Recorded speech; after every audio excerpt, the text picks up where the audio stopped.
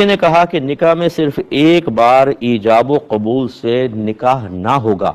3 بار کم از کم کرنا ہوگا، یہ لازم ہے، اور دلہا اور دلہن کو کلمے پڑھوانا بھی لازم ہے۔ دیکھیں دونوں باتیں بالکل غلط ہیں۔ ایجاب و قبول فقط ایک بار کافی ہوتا ہے، یہ 3 بار تو مطلب اس لیے تاکہ اچھی طریقے سے لوگ سن لیں، سمجھ لیں، ورنہ نبی کریم صلی اللہ علیہ وسلم نے جب نکاح کروائے ہیں جو معروف ہیں تو اس میں تو 3 دفعہ کا کوئی معاملہ نہیں ہے، ایک ہی دفعہ میں ہو جاتا ہے بس، یہ اچھی طرح یاد رکھیں۔ لیکن 3 دفعہ صرف ایک مطلب ہمارے آج کل کے معاشرے کے اندر ایسا ہو رہا ہے کہ ایک رسم سی پڑ گئی ہے تو ہم 3 دفعہ ایجاب و قبول کروا لیتے ہیں، اور یہ کروانے میں گناہ بھی نہیں ہے، منع بھی نہیں ہے، لیکن ایک دفعہ ایجاب و قبول کروایا بس وہ میاں بیوی ہو گئے، باقی 2 دفعہ جو ہے وہ اس لیے کرتے ہیں تاکہ اچھی طریقے سے یہ معاملات طے پا جائے، سب اچھی طرح سن لیں، کسی گواہ نے پہلے نہیں سنا تو بعد میں سن لے، اس کے بعد سن لے، اگرچہ گواہ کافی قریب ہوتے ہیں لیکن بہرحال ایک دفعہ سے ہو جاتا ہے۔ تو چنانچہ اگر کوئی کہتا ہے کہ 3 دفعہ سے ہی ہوگا ایجاب و قبول سے نکاح ورنہ نہیں، وہ شریعت پر جھوٹ باندھنے والا ہے اور اس نے گناہ کبیرہ کیا، کیونکہ بغیر علم کے فتویٰ دینا گناہ کبیرہ ہوتا ہے۔ ایسی یہ 6 کلمے پڑھوانا دلہا دلہن کو، یہ بھی کوئی ضروری نہیں ہے۔ 6 کلمے تو نبی کریم صلی اللہ علیہ وسلم کے دور میں تھے ہی نہیں۔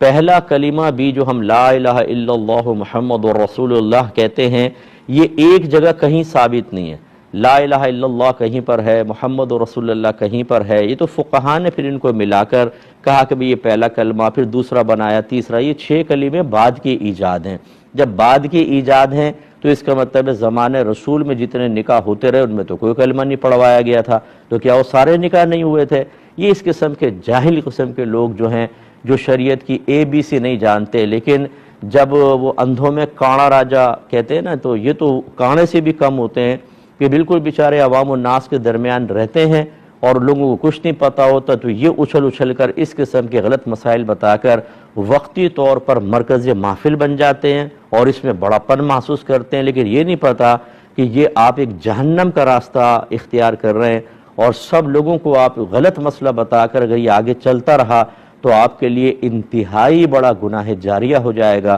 لیکن کوئی خوف خدا نہیں ہوتا، الٹی سیدھی باتیں کرتے رہتے ہیں، تو اس سے کوئی فرق نہیں پڑتا ہے۔ کہتے ہیں ایک بہن ہے، ان کے پاس 20 تولہ سونا ہے اور کوئی کیش وغیرہ نہیں ہے، تو کیا ان پر حج فرض ہوگا؟ اور اگر فرض ہے اور کوئی کیش وغیرہ نہیں ہے تو کیا وہ سونا بیچ کر حج کریں گی؟ دیکھیں عورت کے لیے ضروری ہے کہ جب اس کے پاس زیادہ راہ جمع ہو جائے تو حج فرض ہوگا، لیکن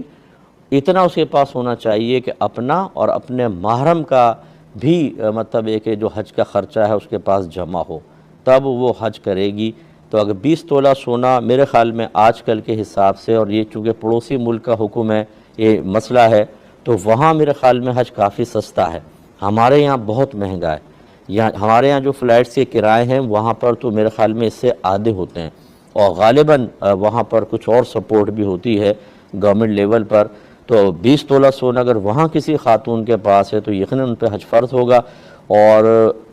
بالفرض کیش نہیں ہے اور حج فرض ہو گیا تو ان کو اپنا سونا بیچ کر حج کرنا ہوگا،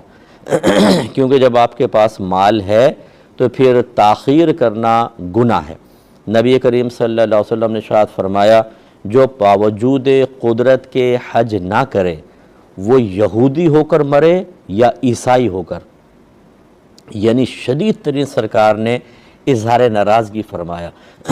تو اب ہماری زندگی کا کچھ پتہ نہیں، ہم سونا سینے سے لگا کر رکھیں گے، نہیں سونا نہ جائے، کر لیں گے اگلے سال کر لیں گے، اچانک موت آ جاتی ہے، یہ سونا سارا وارث بانٹ لیتے ہیں، کھا پی جاتے ہیں، بعض اوقات تو اولاد ایصال ثواب تک نہیں کرتی ہے، اور ہم آخرت کے وبال کے اندر شدید گرفتار ہو جاتے ہیں، اور کوئی ہمارا حج بدل وغیرہ نہیں کرے گا، بعد میں کسی کو یہ توفیق نہیں ہوتی ہے۔ اس لیے ایک لمحے کے لیے جس رب نے آپ کو یہ سونا دیا اسی رب کی اطاعت کریں، انشاءاللہ وہ اور برکات سے نوازے گا، بخل غالب نہ آئے۔ اس کو بخل کہتے ہیں کہ جہاں پر پیسہ خرچ کرنے کی ضرورت ہے، ہم مال کی محبت میں، دنیا کی محبت میں اللہ اس کے رسول کی ناراضگی مول لے لیں، لیکن جیسے کہتے ہیں کہ چمڑی جائے دمڑی نہ جائے،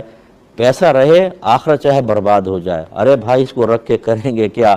کر دیں خرچ اور جا کے حج کریں، برکات حاصل کریں، اللہ تعالیٰ اور دے دے گا۔ لیکن اگر نہیں گئے تو گناہگار، اور اسی حالت میں مر گئے تو بہت شدید انجام برا ہو سکتا ہے۔